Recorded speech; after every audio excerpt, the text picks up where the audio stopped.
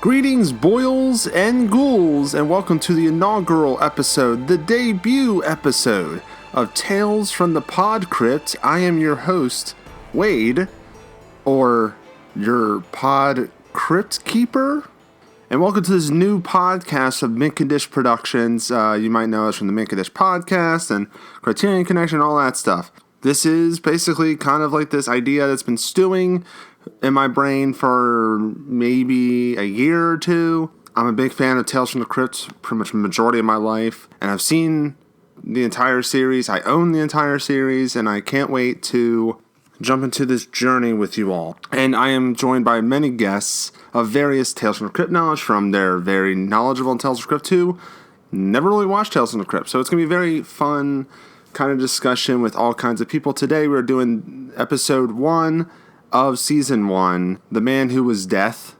And we were joined by special guest host Dianna Koch from Giallo the Month Club. And before we get into this great discussion of this episode, I want to thank Jen Tonin, who is responsible for this awesome intro and outro music, the Tales from the Pod-crypt music. It's all her. And you can check out her stuff at jentonin.bandcamp.com. That is jentonon.bandcamp.com. Go check her out and buy her merch. So enough of this talk. Let's just dive right into the discussion with Dianna about episode 1, season 1. Let's go.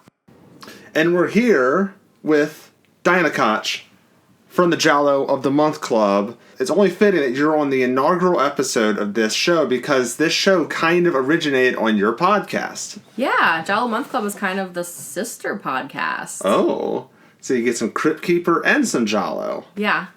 I can only imagine the Crypt Keeper would make a joke about that, but you already did on your podcast, Giallo the Month Club. He would make that joke. Yeah, he loves puns. Yes. Every episode that you're on has been fabulous, and you always have great flavor of the month picks, and one of them always includes a Tales from the Crypt episode. I'm just gonna say it. I know you don't want to say it. I know you don't pick favorites, but I think I'm your favorite guest. I'm just gonna say it. It's my show. I'm going to say what I want to say. Damn it. You're the host. You're allowed to. Yes. So, Dianna, we have this season. We have a lot of special guests on the show, and they all have different ranges of Tales from the Crypt knowledge. Do you have any background in Tales from the Crypt? Did you watch it as a kid? Stuff like that. So I did watch it when I was a kid, but I am a few years older than you, so it's been quite some time. You are 4 years older than me. It's not that big of a deal. Yeah, but it's been, 20-some years since I've watched it, 20 years or more. So it's been a while. The episode that we are analyzing today, I don't even remember seeing. But other than that, I couldn't quote the show. I couldn't. Which is great because we have guests that have never seen Tales from the Crypt before in their life, and some that are fanatics. So it's good to have someone in the middle. But basically, definitely in the middle, not you a love fanatic. horror. I do love horror. You're not like a novice in horror. So we have that. But yeah, I'm glad you're on the show. I'm happy that you're on the show. It's exciting. This episode, for a little background, when I was a kid, I went to Movie Time Video. It's not Blockbuster or Hollywood Video. It was Movie Time Video. It's not a tanning salon anymore. It's now a dentist's office. And it used to be a library. Yes. So it was first the library, then the movie store. Yeah, Movie Time Video, and then a tanning salon. Anyway, so back when you can rent videos, I used to get this video for some reason, because the first 3 episodes, this one, All Through the House, and Dig That Cat is Real Gone. But on the VHS, it was only this one and Dig That Cat. All Through the House was not included. I don't know why. Maybe I blacked out. I was like 9. First episode, season 1, episode 1. Yes.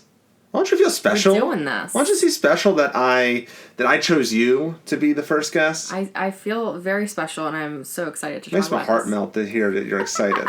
Because it's funny. I'm always so pumped with the flavor of the month picks. I know.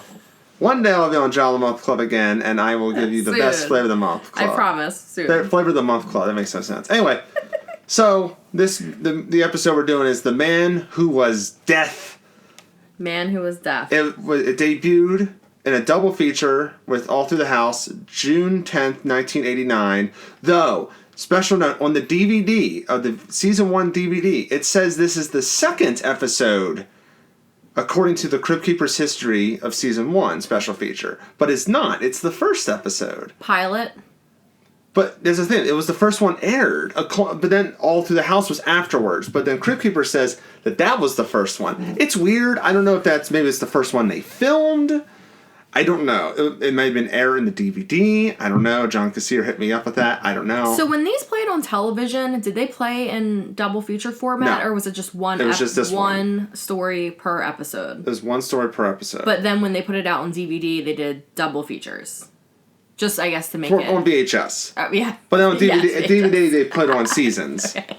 But yeah, I don't know exactly why in the Crypt Keeper special feature it says that. He didn't say this is the second episode, but he says the first episode was All Through the House, and then he talks about this episode, which I thought was odd because, I was doing research to see, am I wrong here? No, This was the first episode. Well, let's leave the listeners wanting more, and maybe come episode 2 of the podcast, you'll have a little bit more information.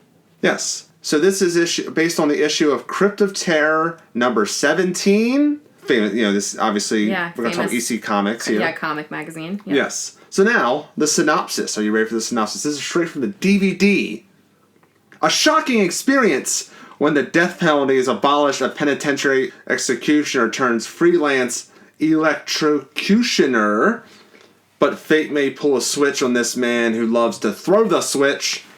There you go. The electrocutioner. I never even heard of that word before, but it makes sense. But let's go through the nitty-gritty of the director and the screenplay. The screenplay was written by Robert Renaud, not to be confused with the Renaud brothers from Twin Peaks. Not to be confused. Well, they're the Renault brothers. He basically wrote a Hitchhiker episode and Action Jackson, but he would later go on to write Demolition Man. Yeah, and I don't think he's done anything after Demolition Man, so I don't know if that's an insult, or I kind of like Demolition Man, but I know a lot of people don't like it. I don't know. What about the director? Oh, the director is Walter Hill. I know that name. Yes, he is the director of The Warriors, which, by the way, we have to comment that you unknowingly watched The Warriors this weekend. 2 nights ago. Yeah, yep. Unknowingly. And I was like, oh, you watched The Warriors. You know who directed it, right? Anyway. And it's like full circle. He directed The Warriors. He directed Crossroads. Not the Britney Spears Crossroads. Oh. No, it's the Ralph Macchio one where he sells... See my face light up. Yeah, I know. Where he sells his soul to the devil. It's basically the idea of the devil went down to Georgia. The guy who sold his soul to the devil. But it has Ralph Macchio in it. But after this episode, he would later direct stuff like The Getaway, Bullet to the Head, and Undisputed. Nice. So I think his best known work is The Warriors. Yeah. So now we're moving on to the cast. And the cast, I mean, it's basically a one-man show with William Sadler, Bill Sadler as Niles Talbot. And he hasn't really, before this episode, he was only doing like TV things. He wasn't really a profound actor. Mm-hmm. I think it's kind of ironic that 2 years later, he would be on Bill and Ted's Bogus Journey playing death. Yeah. I think that's kind of ironic and interesting. Yep. Apparently, he was not the only one that wanted to audition for this. Did you know that? No. Apparently, other people that they were salting for was like Christopher Walken and John Malkovich. I could see that. But basically, they were like, "We need you, Bill. We need you, but only if you." Basically, they were like, "You have to do that accent. You have to." Yeah. And I was like, "That makes sense." Yep. That makes sense. And the other notable one is David Wohl. He plays the warden, and I'm like, it's what Tales from the Crypt, and you'll notice this the more episodes you do on this show. It's always like, I know that guy. Mm-hmm. I know him. Yeah. Where I've seen him. He is Dean Ulrich from Revenge of the Nerds. He's the Dean from Revenge of the Nerds that like John Goodman always bullies. That's how I know, and he looks exactly the same. Now we can get to the episode. We're done all the minutia of stuff. Yeah, cast, crew, behind the obviously, scenes. John Kassir is the Crypt Keeper. You know this. Yeah. But let's get to... He's a Baltimore. He's from Baltimore, local, yeah. Right? He is from Baltimore. Sorry, we gotta do it. I don't want to hear it. You're giving me that look, and you live in Baltimore City. So speaking of that, we got to go into the episode, and we have to start with the very first Crypt Keeper introduction. It's not classic Crypt Keeper because it's you can see that they're trying to find their footing with him. He's kind of creepy, kind of spooky. He's a little toned down. He's a little. He doesn't have like the high pitch. He's like, I'm gonna be raspy. Yeah. So basically, really good puppet work though. Oh yes. Like spot on. I was like, great puppetry. And you know what the face is, right? The first season they used the Chucky doll as the animatronic. I think pretty much the burnt Chucky doll. You can see in the eyes. The eyes are the big teller. Okay. Yeah. But they later moved on to something else. But he's even more like, he's I liked it. I liked it, except for I knew that it wasn't like iconic Crypt Keeper. He didn't get a stride quite He didn't have a shtick. There's no gimmick with this. No. Luckily, because the internet transcribed the entire thing he says. So I'm going to do a dramatic read of it. Oh, a Crypt Keeper monologue? Yes. Let's do it. Aw, poor fellas. When I think of their childhood, all those cute little maggots, ha ha ha ha ha. Our story is about a man with nobler ambitions. He likes to kill human pests, and he does it in front of an audience. Now that's entertainment. Ha ha ha ha ha. So hang on to your hats, kiddies. This one's a real shocker. To put this in context, the Crypt Keeper is standing in front of a mosquito... Bug zapper. Bug zapper. Yeah. Looking at gnats or something. I mean, it kind of bugs. Kind of has a gimmick, but it's not like as flamboyant as sometimes he goes in later seasons. But yeah, here we are. Now we can talk about the episode. Here we are. That's the intro. Yeah. Yep. And then we start with this weird carnival music as Charles Ledbetter is going to execution. The governor's going to call you now.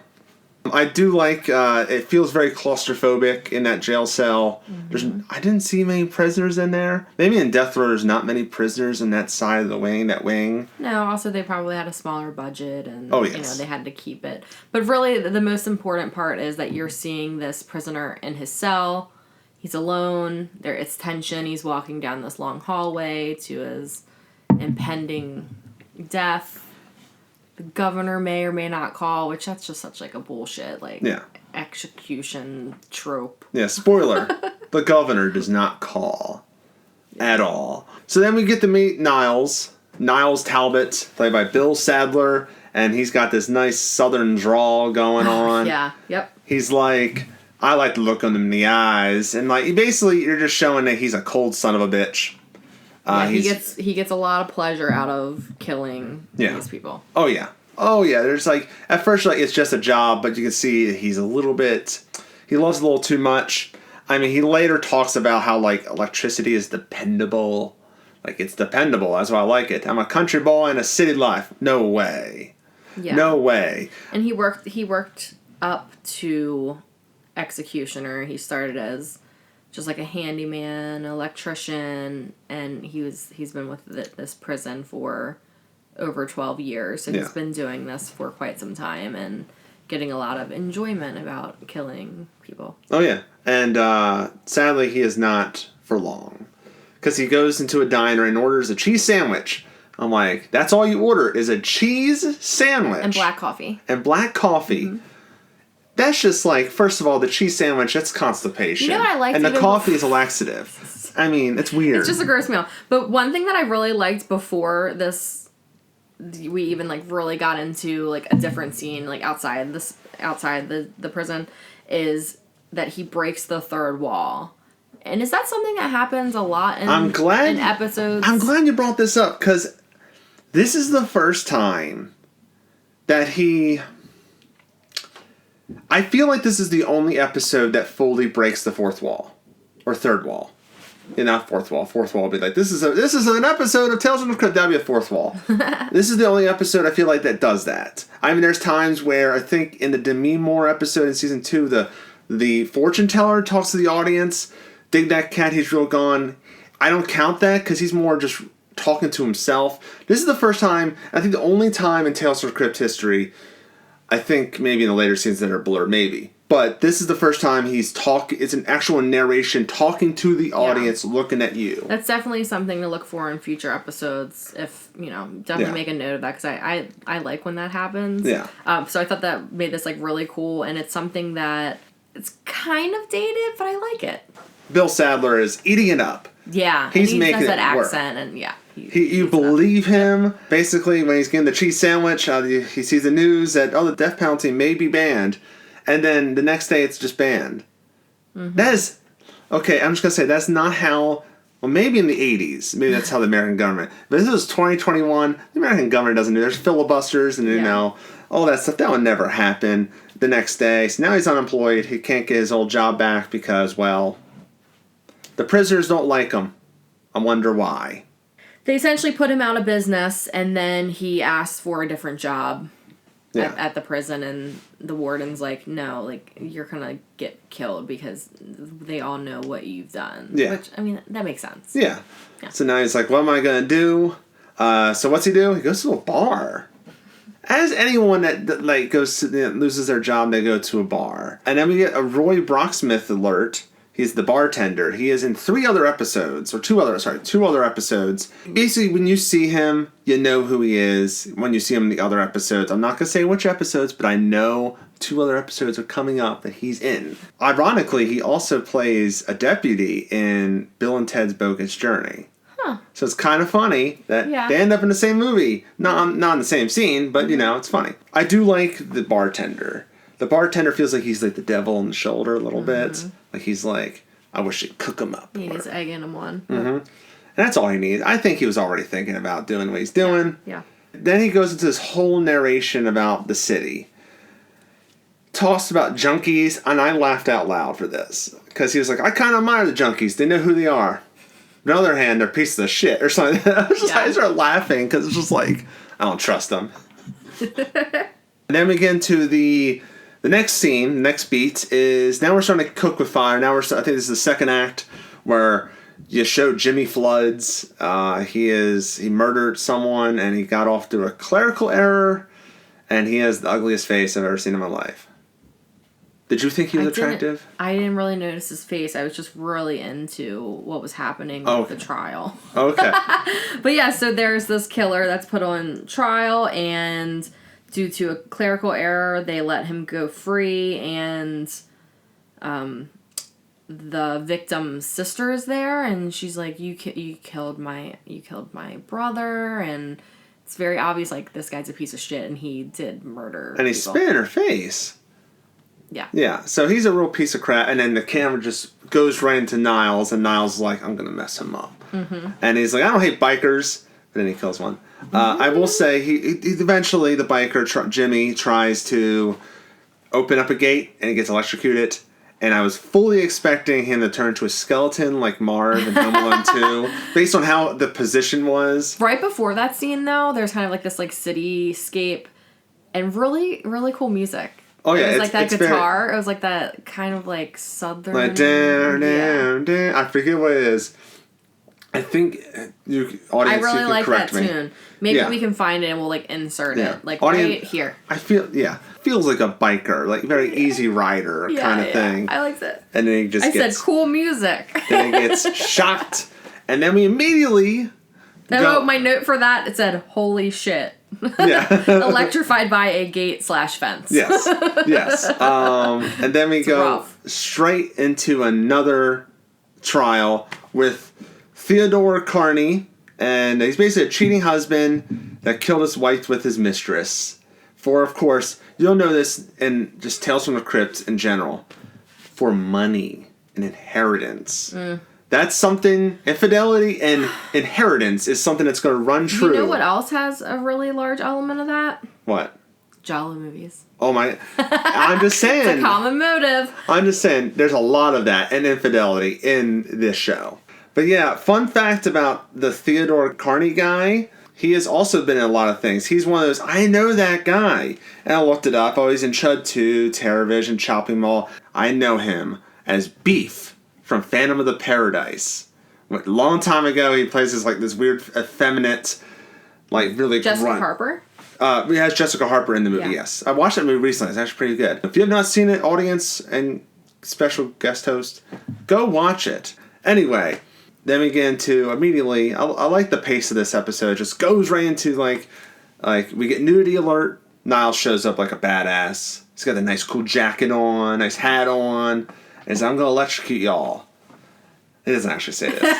I'm just summing it up. This is what he kind of is alluding to. No, he shows up as they're like canoodling in a jacuzzi, and then he lights their asses up. A good friend of the podcast, Scott Kelly, Red Man, as we all know him. We used to rent this video a lot because we would always laugh at this scene. Because they get electrocuted and they die the most comical way ever. Just look at Garrett Graham. He's just like when he's getting electrocuted, it's almost comical. And then the girl is like shaking, like she's like tremoring. It's kind of funny. I liked it. Yeah, it's a good. Like, if you just look at like Garrett Graham's face, he's just like it's kind of cross-eyed. It's kind of goofy, but it works. Yeah. Yeah, I like it too. I don't think it feels good. No, they died. Yeah. I don't think it get electrocuted. I've been shocked before. Yeah, so there's that. And then we go straight to the next target. We don't do a trial because the trial was going to get, it was going to get repetitive. So they stop that. They do a nice little newspaper thing. And he's going to go kill a go-go dancer, 10,000 volts in yo ass, as they say. And he just, That's when I was like, oh, he doesn't give an F. Oh, no. He's just in this club. Yeah. Did they say what she did? Like, why? Oh, in the newspaper, I don't know exactly what she did. She killed some old guy. Okay. I don't know if that's her dad or something. Because I feel like I blinked and I missed why he was there. So I was thinking, like, oh, maybe it's just, like, an ex of his or something. I didn't know. But she's above the crowd in this... It kind of looks like a shark cage. Yeah. And she's dancing above the crowd. And then you see, they kind of pan out, and you see all of the wires that are connected to this metal cage that she's dancing I don't know if you've ever been to a club, Diana, but I've never seen these cages before. I go to the club, like, every weekend. You do? Yeah. With 2 cats at home? Yeah, COVID club. Oh, COVID club. Everyone's in a shark cage because they would be 6 feet apart. Yeah, we had to all be 6 feet apart. This doesn't go well for him. Nope. And he gets caught red-handed. They bust in. Yes. And, you're under arrest, Niles. They kick the door in. Yep. Yeah. I'm surprised they know it was him. Yeah. It just wants to say... It's funny because he pulls the switch. Yeah. Nothing happens. Keeps pulling the switch. He's getting, increasingly frustrated. And then you see, the wires are cut. Yeah. And then, door kicked in. Warden busts in. You're under arrest. It's not the warden. Look like the warden to me. Tell you the truth, here's the point. I'm glad you said that because for the longest time when I think of that scene, I think of the warden busting in. Okay. I thought it was the warden. No, it's not. Because I was like, here comes the warden, and then it shows up. It's not the warden. So I literally was typing in my notes, the warden busts in. I looked, that's not the warden. Oh, crap. Okay. So then they basically have him in, he's comatose. He's done. He's like, I got caught. And, they're like, guess what? The death penalty is reinstated. And guess who's next in line? And it's just like one of those things I don't think that's how it works in death row. And the story I understand has to happen that way. But I don't, because I know people are waiting 10 years to be on death row. It's right. Then again, I guess, here's the thing. But you have to have that, they probably cleared out the whole, that zinger, They probably cleared out the whole queue of death row inmates. They probably cleared that out, so now it's empty. So now he's number 1. Mm-hmm. I'm just saying, this state has some great turnaround when it comes to laws. Because I think he's the only one that has the southern accent. Yes. But then it seems kind of like it might be L.A. Yeah, I'm thinking it's Los Angeles, as a southerner would say. But yeah, he's a country boy in the big city. And there's just the weirdest thing the whole episode happens. There's a transition where you hear a yeah, ha, ha. And I don't think it's him saying it. It's a weird ADR line. I don't know why. Because it cuts to him in dragged. Same way Ledbetter was dragged. Mm-hmm. But it's just a weird audio thing happens. And it's who is saying that? Was it the Crypt Keeper? No, it was yeah! You thought it was Niles, but it's not Niles. It could have been a prisoner But there's no prisoners. I didn't notice that. It's weird. It's the only thing I noticed. I've always thought it was weird, but whatever. But I love how it's like kind of like a familiar angle now. Now he is the one getting executed, and he's doing exactly what what he was making fun of Charles Ledbetter for doing. So the governor's gonna call, y'all. Wrote down his last words. And I also love how like the person that's gonna execute him looks into his eyes. Like it's like kind of like you're just like a Tales from the Crypt episode. You're just desserts. You get your medicine. And his last lines are like, "It's my job. That's why I did it, because it's my job. If a man ain't got his job, then what the hell is he good for? What's anything good for?" And then he gets electrocuted. Hardcore. And I'm going to tell you now, him gritting his teeth being electrocuted is haunting. Yeah. Like, oh my gosh. And then, like a lot of Tales from the Crypt, this is why it's like one of the better Tales from the Crypt episodes, because that final shot is all that matters. Is like, I didn't want to shave my head because it, catch on fire. I didn't want to do that. And just see fucking smoke coming out. And he's like, "Don't worry, governor's gonna call." And you're like, boom! Great. Yeah, got what you deserved.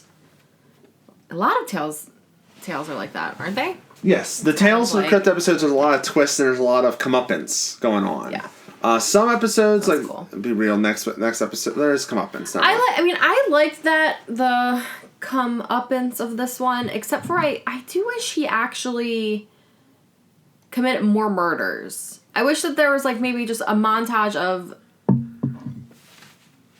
like, a few more murders of him just really just getting sloppy and, like, being very brazen about it, and then he gets caught because he's dumb. I think it's more the constraints of you have 30 minutes. Yeah. But you could have did a little montage. You could have just done a montage. I mean, you could have just maybe do the murder couple first, and then do Jimmy Flood's, because Jimmy Flood's is very short.